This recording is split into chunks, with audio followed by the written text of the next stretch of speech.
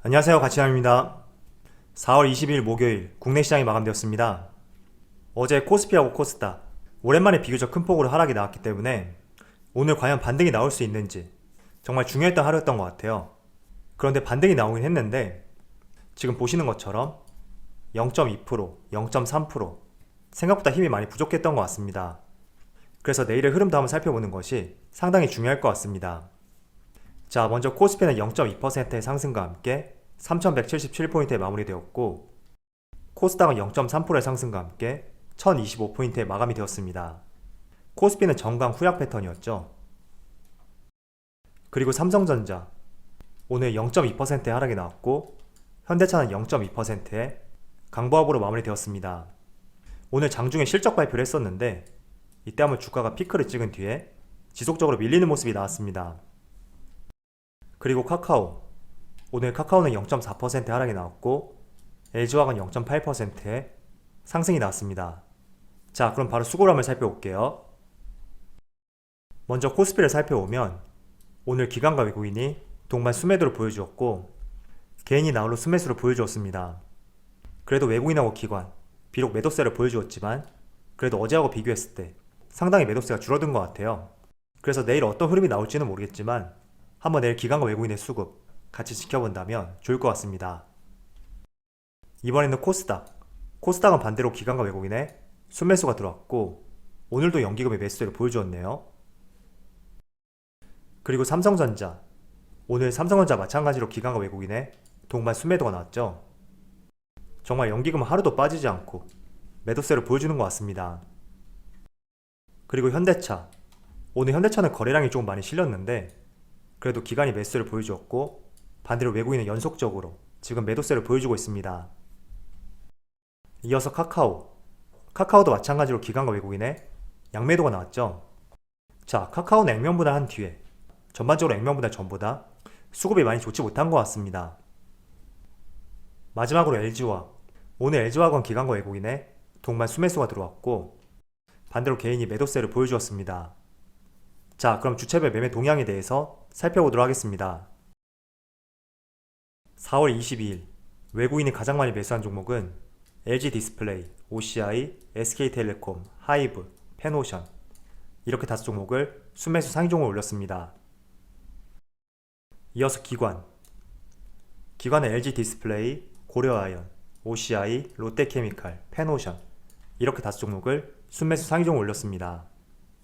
특이한 게 레버리지하고 인버스를 같이 매수했네요. 그리고 전반적으로 외국인하고 비슷한 종목을 매수한 것 같아요. 자, 어제 정말 오랜만에 코스피가 하락이 나왔고 또 비교적 큰 폭으로 하락이 나왔기 때문에 조금은 우려감을 표하시는 분들이 상당히 많더라고요. 그런데 항상 시장이라는 것은 같은 크기의 재료가 있을 때 하나는 긍정적인 재료이고 또 하나는 부정적인 재료일 때 우리는 부정적인 재료에 조금 더 크게 반응을 하는 경우가 있습니다. 그래서 잠깐 과거로 한번 가볼게요. 자, 작년 5월부터 11월까지 주가를 한번 보시면 코스피 지수인데 상승할 때는 천천히, 하락할 때는 크게, 또 상승할 때는 천천히, 하락할 때는 크게 비슷한 패턴이 꾸준히 반복이 되는 것을 알 수가 있습니다. 그리고 마찬가지로 작년 3월에도 코로나가 최초로 발병이 되었을 때 그때도 마찬가지예요. 항상 우리는 긍정적인 재료에 대해서는 조금 인색하게 바라보는 측면이 있고 조금은 부정적인 재료에 대해서는 크게 확대 해석하는 경우가 있습니다. 그래서 비교적 어제 1% 이상의 큰 하락이 나왔기 때문에 본격적인 하락세로 반전된 것은 아닌지 이런 우려감도 있었고 또 공매도 재개를 앞둔 본격적인 하락은 아닌지 아울러 지수가 고점까지 왔으니까 이제는 떠나야 될 때다 이런 의견들이 상당히 많았습니다. 자, 그래서 과거를 한번 참조해 보시면서 항상 시장이라는 것은 부정적인 면을 조금 더 확대 해석하는 경우가 있고 이런 부분들을 심리적으로 잘 컨트롤해 보시면서 단지 이런 큰 음봉이 나왔다 여기에 너무 매몰돼서 사고를 갖는 것은 좋지 못하다고 말씀을 드리겠습니다. 자, 지금부터는 삼성전자와 관련해서 한번 말씀을 드려볼게요. 자, 삼성전자 다들 아시겠지만 반도체 관련주이고 올해는 반도체 슈퍼사이클이라는 어느 누구도 부정할 수 없는 그런 재료가 있습니다. 그런데 최근에 주가 흐름을 보시면 정말 반도체 슈퍼사이클은 맞는 것인지 그리고 실적도 꾸준히 증가하는 것인지 굉장히 부정적인 시각들이 많이 생길 거예요. 그런데 저는 모든 내용을 다 제쳐놓고 단 한 가지로 정리를 해볼게요. 지금 삼성전자가 주가 흐름이 좋지 못한 이유는 수급이 좋지 못하다. 저는 이렇게 생각하고 있습니다. 자, TSMC의 주가를 한번 볼게요. TSMC 주가를 보시면 이때 전고점, 이때가 아마 1월 28일일 거예요. 삼성전자의 고점하고는 조금 시간의 차이는 있지만 그래도 대체적으로 1월달에 고점을 형성했었고 삼성전자와 마찬가지로 이렇게 박스권을 형성하고 있습니다. 만약에 삼성전자의 업황이 어둡고 또 실적, 재료 이런 부분이 우리가 기대했던 것만큼 그렇게 좋지 못했다면 반대로 TSMC 같은 경우에는 조금은 삼성전자하고 다른 흐름이 나왔어야 된다고 저는 생각하고 있습니다. 자, 그런데 얼핏 보더라도 지금 흐름 자체가 똑같거든요. 그래서 저는 삼성전자에 문제가 있다 이런 생각보다는 지금 반도체에 대한 수급이 중소형주를 제외하고 그렇게 썩 좋지 못하기 때문에 주가의 상승이 나오지 않고 있다 이렇게 정리를 해볼 수가 있습니다. 자, 그럼 업황과 실적이 기대가 되는데 왜 이렇게 수급이 좋지 못하느냐? 제가 과거에도 두 번의 자료를 한번 여러분들에게 보여드렸었는데 지금 이 자료를 한번 보실게요. 코스피 상장사의 1분기 영업이익이 76% 증가할 것이다 이런 전망이 있습니다. 그런데 지금 기업들의 실적들이 속속 나오고 있는데 이 실적들을 대입해 봤을 때는 제 생각에는 76%그 이상으로 충분히 나올 수도 있다 이렇게 예상이 되거든요. 자, 그렇다는 것은 지금 삼성전자뿐만 아니라 그 외 다양한 업종들, 다양한 산업들 모두 실적이 크게 증가할 것으로 전망이 되고 있습니다. 그래서 아마도 삼성전자에 대한 재료, 전망 이런 것들은 변함이 없지만 지금 삼성전자보다 주가에서 퍼포먼스를 더 크게 낼 수 있는 그런 업종과 산업, 종목들이 많기 때문에 그런 쪽으로 수급들이 더욱더 몰리고 있다. 저는 이렇게 생각하고 있거든요. 여기 테이블이 있다고 가정을 해볼게요. 여기 위에 10,000원짜리 지폐가 있고 또 한쪽에는 50,000원짜리 지폐가 있습니다. 그런데 여러분들이 단 한 가지만 가질 수만 있다면 당연히 50,000원을 선택하겠죠.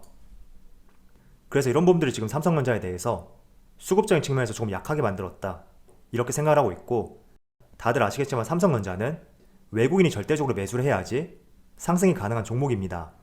그래서 이렇게 아무리 좋은 재료와 기대되는 업황 이런 것들이 지금 존재한다고 하더라도 수급적인 측면에서 아쉬울 수가 있다고 그렇게 생각하고 있습니다. 자, 대표적으로 화학업종 같은 경우에는 무려 1분기에 영업이익이 417% 증가할 것이다 이런 전망이 있거든요. 자, 단순하게 이 두 가지 재료만 우리가 해석해 본다면 저라도 반도체보다는 화학업종으로 눈을 돌려볼 것 같거든요.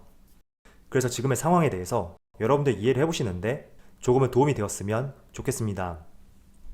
자, 그래서 실제로 지금 2분기 4월달에 들어서 여기에 속한 화학업종들 상당히 주가의 퍼포먼스가 좋은 많은 기업들이 포진해 있습니다. 그래서 지금은 수급적인 측면이 좋지 못하고 왜 수급적인 측면이 좋지 못할 수가 있는지 이해를 해보신 데 도움이 되었으면 좋겠고요. 자, 그렇지만 삼성전자와 SK하이닉스 이 두 기업이 영위하는 반도체 산업 같은 경우에는 2분기에는 지속적으로 D램 가격 상승에 대해서 우리가 기대를 해볼 수가 있거든요.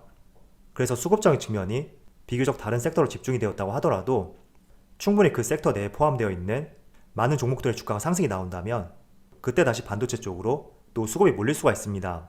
그래서 여러분들이 장기 투자를 계획했고 나는 배당도 받으면서 꾸준히 우량주를 모아가겠다 이런 생각들을 가지고 계시다면 오히려 지금처럼 수급이 좋지 못하고 주가가 횡보할 때 이런 구간을 절대적으로 모아가기에 상당히 좋은 구간이죠. 그래서 항상 투자를 하실 때 내가 중장기 투자로 접근했는지 아니면 조금 짧은 관점으로 스윙 투자라든지 어떤 재료 이슈에 의해서 약간의 단기적인 관점으로 접근했는지 이런 전략에 따라서 종목을 선정하는 방법들은 달라져야 된다고 생각을 하고 있습니다. 그래서 본인 스스로 한번 질문을 해보세요. 내가 지금 삼성전자를 투자했다면 장기적인 관점으로 접근한 건지 아니면 조금 짧은 관점으로 접근했는지 스스로에게 질문을 해보시면서 그에 맞게 한번 대응을 해보셨으면 좋겠습니다. 자, 그렇다면 중장기 투자에 대해서는 어느 정도 이해를 했다고 가정을 해볼게요. 그렇다면 반대로 나는 이렇게 지루한 구간에 버티는 게 힘들고 또 오랫동안 가져가는 게 내 적성과 맞지 않다 이런 경우라면 아무래도 이른 시간 내에 주가의 퍼포먼스가 나올 수 있는 산업, 종목 이런 것들을 골라야 된단 말이죠. 자, 그런데 제가 초반에 뭐라고 말씀을 드렸죠? 삼성전자의 주가의 상승이 나오지 않는 이유는 수급 때문이다 이런 말씀을 드렸습니다. 한번 수급을 볼게요. 자, 지금 삼성전자의 수급을 한번 살펴보시면 제가 4월 1일부터 4월 22일까지 약 3주 동안의 기간이 될 수가 있고 지금 누적 순매수를 한번 살펴보시면 개인은 제외할게요. 왜냐하면 개인은 적극적인 매수보다 매수 대기를 걸어놓는 보수적인 매매를 하기 때문에 크게 주가 상승에 큰 영향을 미치지 못하거든요. 그래서 대체적으로 적극적인 매수를 하는 외국인과 기관, 이 두 가지 주체를 한번 살펴보면 지금 절대적으로 기관의 매도 우위에 있다, 이렇게 볼 수가 있습니다. 그래서 당연히 수급이 좋지 못하기 때문에 주가의 상승이 제한이 될 수 있다고 그렇게 말씀을 드리겠습니다. 자, 그렇다면 비교적 짧은 관점, 제가 간헐적으로 말씀드렸던 스윙 투자, 이런 것들을 통해서 우리가 수익을 내기 위해서는 저는 여러분들에게 수급을 한번 지켜보자, 이런 말씀을 드리고 싶습니다.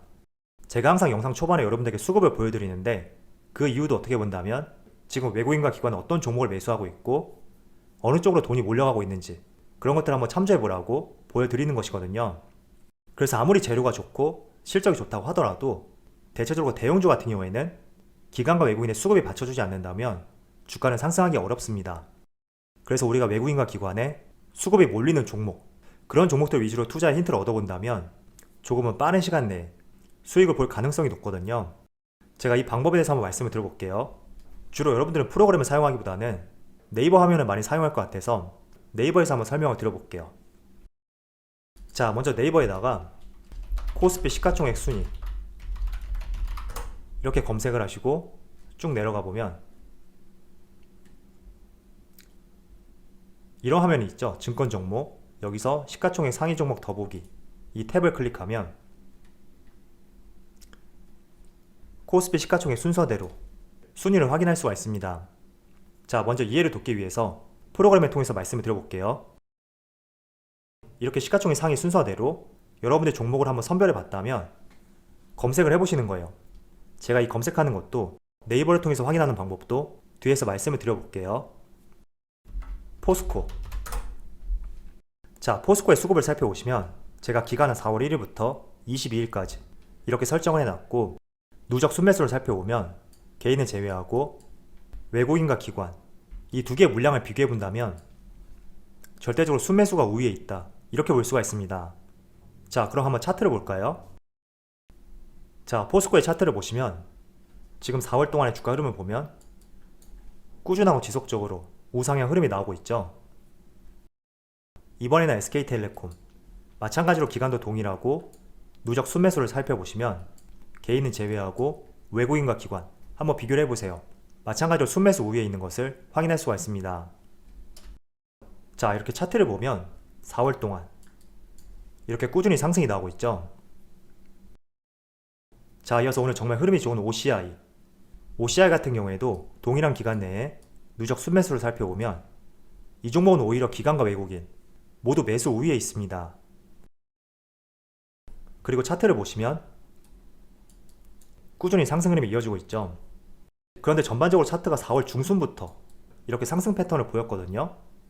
다시 한번 수급을 볼게요. 자, 4월 1일이 이때부터인데 얼핏 보더라도 최근 들어서 매수세가 조금 더 몰리고 있는 것을 알 수가 있습니다. 자, 이번에는 GS건설, 이 종목도 마찬가지로 매수 우위에 있죠. 한번 차트를 볼게요. 자, 마찬가지로 4월달부터 꾸준히 상승 흐름이 이어지고 있습니다. 그렇다면 반대로 수급이 좋지 못한 종목들, 그런 종목들을 한번 확인해 보겠습니다. 대표적으로 삼성전자, 얼핏 보더라도 매수보다는 매도세가 우위에 있는 것을 알 수가 있죠. 그리고 차트 흐름을 보시면 4월 첫날 가격과 지금 가격 큰 변화를 보여주지 못하고 있습니다. 그래도 기관의 매도세가 크게 우위한 상황에서 저는 오히려 지금의 주가 흐름이 상당히 선방하고 있다고 보여지거든요. 그 말은 삼성전자만큼은 개인들이 보수적인 매매를 하는 것보다 적극적인 매매를 하고 있다, 이렇게도 해석을 해볼 수가 있습니다. 즉 적극적인 매수라는 것은 매수 대기를 거는 것이 아니라 시장가에 매수를 하는 것이거든요. 자, 그리고 현대차. 자, 그런데 현대차를 보시면 같은 기간 내에 기관과 외국인이 매수 우위에 있습니다. 그런데 우리가 규모를 한번 살펴볼 필요가 있거든요. 지금 기관은 약 280억원의 매수세를 보여주었는데 이 280억이라는 매수 금액이 현대차의 시가총액과 비교해 봤을 때는 미미한 수치라고 봐도 틀릴 말은 아니거든요. 그리고 이렇게 매수 흐름을 보더라도 크게 연속성을 띠고 있다, 이렇게 보기에는 조금 힘든 것 같습니다. 그래서 차트 흐름을 보시더라도 큰 변화를 보여주진 않는 것 같습니다. 자, 이번에는 현대모비스. 모비스도 마찬가지로 기관과 외국인의 매도 우위에 있죠. 그래서 차트 흐름을 보시면 지속적인 박스권 내에서 횡보를 하고 있습니다. 자, 마지막으로 SKC 종목을 보고 정리를 해서 말씀을 드릴게요. 지금 SKC 같은 경우에는 외국인이 압도적으로 매수세를 보여주고 있죠. 그리고 기간과 비교해 봤을 때 크게 매수 우위를 보여주고 있습니다. 그리고 차트 흐름을 보시면 4월 한 달 동안 추세적인 상승을 보여주고 있습니다. 자, 정리를 해서 말씀드릴게요. 제가 처음에 여러분들에게 코스피 시가총액 상위 종목, 이 상위 종목을 보는 방법에 대해서 말씀을 드렸습니다. 그 종목들을 하나하나씩 눌러보면서 지금 어떤 종목들이 매수 우위에 있는지 이 점을 한번 찾아보세요. 자, 예를 들어 하이닉스를 눌러보면 지금 보시는 화면에 뜰 것이고, 또 아래 투자자발 매매 동향 이 탭을 클릭하면 이렇게 기관과 외국인 매수 물량을 확인해 볼 수가 있습니다. 그런데 제가 사용했던 프로그램과 달리 합계는 볼 수가 없거든요. 그래서 계산기를 이용할 수도 있지만 그냥 한눈에 봤을 때 매도세가 많은지 매수세가 많은지 이런 점들을 구분해 볼 수가 있거든요. 지금 대체적으로 SK 하이닉스를 보시면 4월 8일부터 매수보다는 매도 우위에 있다는 것을 알 수가 있을 거예요. 때문에 종목마다 하나씩 눌러보시면서 어떤 종목에 수급이 들어오고 있는지 그런 점들을 한번 체크해 보신다면 여러분들 스윙 투자라든지 조금은 단기적인 관점으로 투자를 할 때 조금은 빨리 수익을 낼 수 있는 하나의 방법이 될 수가 있습니다. 자, 그리고 참고할 사항이 있는데, 저는 여러분들에게 4월 1일부터 4월 22일까지 약 3주간의 기간을 보여드렸습니다. 그런데 이 수급이라는 것은 손바닥 뒤집듯이 바뀔 수가 있거든요. 그래서 기간을 다양하게 보시면서 한번 감을 잡아보세요. 예를 들어 4월 1일부터 4월 20일까지 봤다면 조금 더 좁혀서 일주일 단위도 한번 봤다가 조금 더 좁혀서 이번 주 월요일부터 목요일까지 이렇게 기간을 다양하게 해본다면 조금은 감이 서는 종목들이 있을 거예요. 그래서 그런 종목들 위주로 간식 포트에 넣어놓고 적절한 시점이 왔을 때 매수를 해보는 것도 좋은 전략이 될 수가 있습니다. 그리고 이 매수 금액 같은 경우에는 저는 연속성을 정말 중요시 보거든요. 만약에 내가 4월 1일부터 이렇게 기간을 설정해 놨지만 단 하루만 매수세가 크게 들어오고 나머지가 매도 물량이 들어왔다면 종합적으로 봤을 때는 매수 우위에 있다고 하더라도 매력이 떨어지는 종목이 될 수가 있습니다. 그래서 기관과 외국인 이 두 주체를 봤을 때 매수 우위에 있다고 하더라도 이 매수 우위가 연속적인 흐름이 나오고 있는지 그 점을 체크하는 것은 정말 중요하거든요. 그래서 이 점 하나 말씀을 드리고요. 또 이 수급이라는 것은 조금 전에 말씀을 드렸듯이 손바닥 뒤집듯이 바뀔 수가 있습니다. 때문에 혹시나 내가 이런 매매 기법을 통해서 어떤 종목을 선택을 했다면 너무 수익률을 높이 책정하지 말자고 말씀을 드릴게요. 만약에 재료와 이슈 이런 것들이 꾸준하게 이어질 수 있고 또 기관과 외국인의 매수세가 연속적으로 들어온다면 조금 더 길게 가져갈 수는 있겠지만 전반적으로 너무 큰 수익률은 바라지 말자고 말씀을 드리겠습니다. 자, 오늘 다양한 이야기에 대해서 말씀을 드렸는데 조금은 여러분들 매매를 하시는 데 도움이 될 수 있는 그런 내용이었으면 좋겠습니다. 오늘 어제 하락을 만회할 수 있는 그런 상승은 나오진 않았지만 그래도 시장이 부러졌다고 볼 수는 없으니까 부정적인 면보다는 긍정적인 쪽으로 항상 시장을 바라보면서 대응을 해보셨으면 좋겠습니다. 자, 그럼 오늘 영상도 마치도록 하고요. 언제나 여러분들 성공 투자를 기원하도록 하겠습니다. 감사합니다.